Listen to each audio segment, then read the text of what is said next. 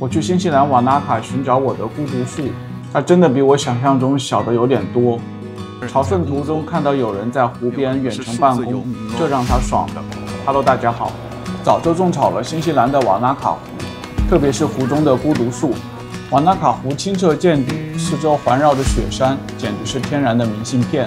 不管你什么时候来，湖水总是那么静谧美丽，来这里拍照绝对不会让你失望。不过最出名的还是瓦纳卡孤独的树了。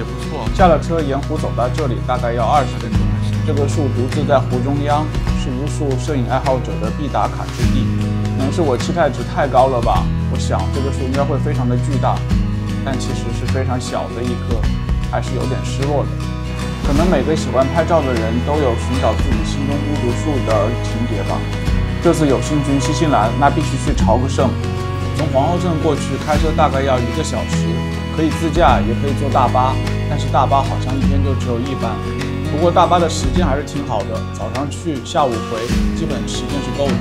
爱冒险的小伙伴一定不能错过爬 Royal Peak， 虽然这是一条耗时较长的徒步路线，但当你站在山顶俯瞰整个瓦纳卡湖和周边的山脉时，一切都觉得值得了。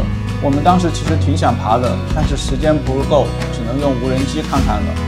新西兰现在飞无人机已经正规化了，需要在他们的 APP 上注册，然后申请，选择飞的地点、范围和时间。我试了试，真的还挺快的。当然，你也可以坐飞机看了。除了看孤独树，这里也有很多水上运动。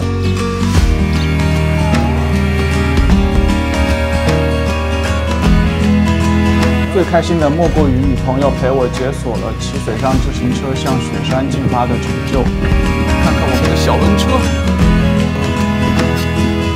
行驶在美丽的小路上。